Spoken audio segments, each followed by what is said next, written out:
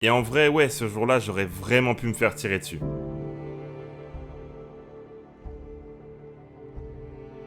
Voilà YouTube, aujourd'hui mercredi on se retrouve pour une nouvelle storytime et je vais vous raconter une histoire folle qui m'était arrivée encore une fois quand j'étais aux États-Unis. C'est une histoire qui est hyper américaine, c'est un truc qui pourrait être complètement tiré d'un film, mais l'histoire vous allez voir qui aurait pu hyper mal tourner. Cette histoire là elle est 100% vraie. Avant de commencer comme d'habitude n'hésitez pas à vous abonner, à mettre le petit like des familles et un petit commentaire pour le référencement. Je vais vous raconter aujourd'hui une expérience qui sur le coup a vraiment été traumatisante pour moi. Après je me suis remis de mes émotions etc, donc ça allait beaucoup mieux. Et avec le recul, si cet événement il était parti en Y, mais vraiment jusqu'au bout, il n'y aurait jamais eu de chaîne Twitch, il n'y aurait jamais eu de chaîne YouTube, vous m'auriez jamais connu. Je replace un petit peu dans le contexte, je vais pas non plus tout rappeler parce qu'il y a déjà eu des précédentes storytime, donc n'hésitez pas à aller regarder tout ça. À cette époque-là, si je dis pas de bêtises, on est fin 2016, j'habite donc à New York, et plus précisément à Harlem. On va déjà casser un premier préjugé. Quand on entend Harlem, on pense à quoi? On pense par exemple à American Gangsters, on va penser à tout ce qui est mafia, drogue, règlement de compte. Mais en vrai de vrai, ça c'est très important de le dire, Harlem ça ressemble pas du tout à ça. C'était peut-être le cas à l'ancienne, on va pas se mentir. Mais aujourd'hui, c'est un petit quartier au calme. Moi, j'ai jamais eu de problème là-bas. Dans la rue, mais jamais rien arrivé. Je me suis jamais fait agresser. Mais c'est vrai qu'il y a eu cette histoire-là. Et cette histoire-là, il fallait que je vous en parle. Dites-vous bien, ça fait que quelques mois que je suis aux États-Unis. Je me suis déjà bien acclimaté. Je me suis fait des potes. Vraiment, la vie est belle. Mais tu vois, je capte quand même un petit peu l'ambiance des States. Donc, si tu veux, il y a un peu un double constat que je fais.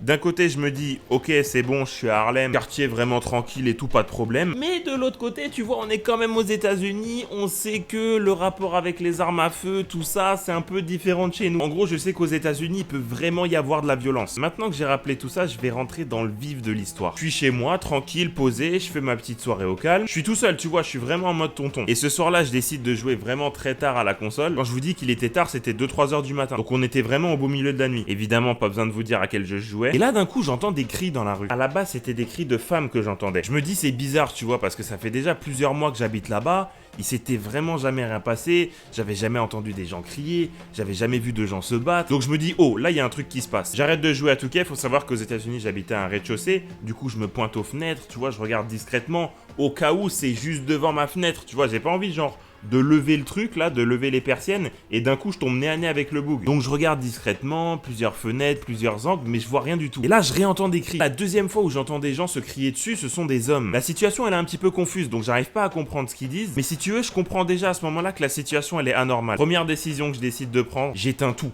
J'éteins ma télé, j'éteins ma console, j'éteins toutes les lumières, noir complet. Je suis en mode blackout. Et là, tu vois, vu que je comprends qu'il y a une situation dont j'ignore tout, qui est quand même en train de partir en couille parce que j'entends des gens crier, je me dis qu'il faut pas que j'attire l'attention, qu'il faut pas que je reste près des fenêtres parce que potentiellement ça peut partir en Y. Les armes à feu, tout ça, tu connais. Là, je vous dis ça un petit peu sur le ton de l'humour, mais sur le coup, je suis en mode survie. J'ai fait un petit dessin de mon appart de l'époque pour que vous compreniez un petit peu parce que sinon ça va être trop complexe. Voilà, alors en gros, ça c'est l'appart dans lequel je vivais. S'il y a des architectes, je m'excuse d'avance. Donc pour la faire simple, ici c'est la porte d'entrée. Ici, c'est la porte de secours. Retenez bien parce que ça, dans la suite de l'histoire, ça va être un truc de ouf. Ça va être hyper important. Moi, je suis juste là, tu vois. Quand je comprends que la situation, elle peut peut-être dégénérer, je me mets ici. Ça, c'est des fenêtres. Il y a 1, 2, 3 fenêtres qui sont légèrement surélevées par rapport au sol. Elles doivent être genre à 1 mètre, 1,50 m du sol. J'essaie de me mettre ici contre mon frigo en me disant que si jamais, tu vois, il y a des tirs ou que si ça part en couille ou quoi, bah là, tu vois, je suis quand même un minimum protégé. Et j'ai oublié de préciser, mais le L, c'est pour le lit. Et ça aussi, c'est hyper important pour la suite de l'histoire. Donc, j'entends les gens qui crient. Et les gens que j'entends crier, je vous l'ai dit, ils sont dans la rue. Donc, en fait, la rue... Attendez, il faut que je complète un petit peu mon schéma.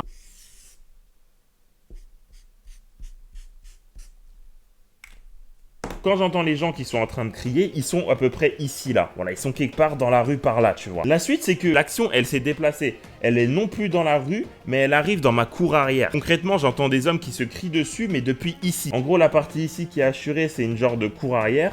Et ici, les points en pointillés, c'est des grillages. À ce moment-là, moi, je suis toujours dans cette zone-là, mais le truc, c'est qu'il y a tellement de bruit qui commence à venir d'ici que je me dis que je vais faire quoi?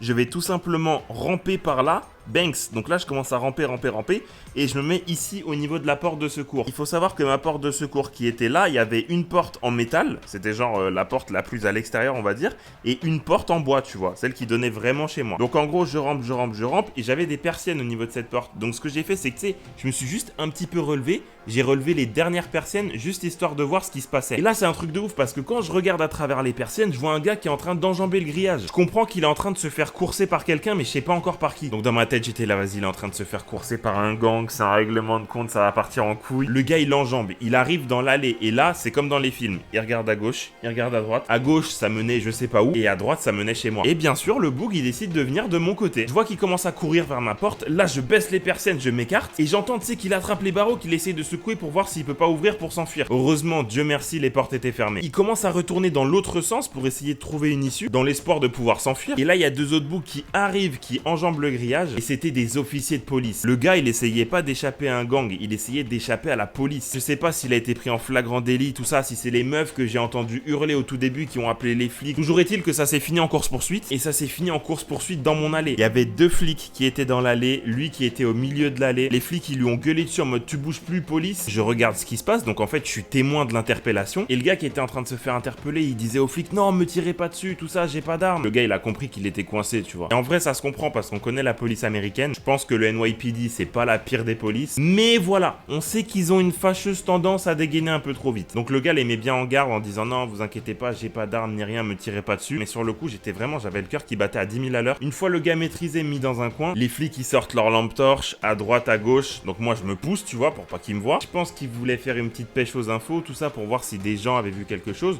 Donc ils ont commencé à taper au niveau de ma porte de secours, la porte par laquelle le gars voulait s'enfuir, pareil au niveau de la porte principale. Et à ce moment-là, je me suis dit, je vais pas me manifester parce que j'ai pas envie que les policiers ils essayent de faire un lien en mode ouais, peut-être que lui il connaît le gars qui voulait s'enfuir et je me retrouve dans un bourbier pas possible. Et je voulais pas non plus me retrouver dans les shoes d'un témoin parce que le gars qui se fait arrêter, je sais pas qui c'est. Si ça se trouve, c'est un délinquant, si ça se trouve, il fait partie d'un gang et moi je voulais pas avoir d'embrouille, tu vois. En mode le gars il va comprendre que c'est moi qui ai snitch, il va ramener toute une équipe et tout, vas-y, c'était trop de problèmes. Donc je me suis mis dans mon lit et j'ai plus bougé. Une fois que les policiers ils ont fini leur ronde, qu'ils ont fini de toquer aux portes à droite à gauche, ils ont embarqué le mec et ils sont partis. Le truc, c'est que si on se refait le film, cette histoire, elle peut vraiment dégénérer. Pour deux raisons. La première raison, c'est qu'on est dans une cour intérieure. A priori, il n'y a pas de témoin. Il y a un gars qui veut fuir la police et deux policiers. Le gars qui se fait arrêter, là, il peut lui arriver tout et n'importe quoi. Donc déjà, le gars qui se faisait interpeller, en plus de ça, il a voulu fuir. Ce gars-là, il aurait pu avoir des problèmes. Ça aurait pu mal se finir pour lui. Mais surtout, imaginez qu'il y a un échange de coups de feu. Imaginez le gars, il comprend qu'il est coincé, il veut pas se faire arrêter. Il sort une arme ou il met la main à l'intérieur de sa poche. Les policiers sortent leur arme, ils commencent à s'échanger des coups de feu. Et là, je vais vous reprendre le plan parce que vous allez comprendre à quel moment ça aurait pu mal tourner pour moi. Quand les policiers, ils arrivent à enjamber, si lui, il décide de faire une connerie, les flics, ils vont sortir leurs armes, ils vont tirer.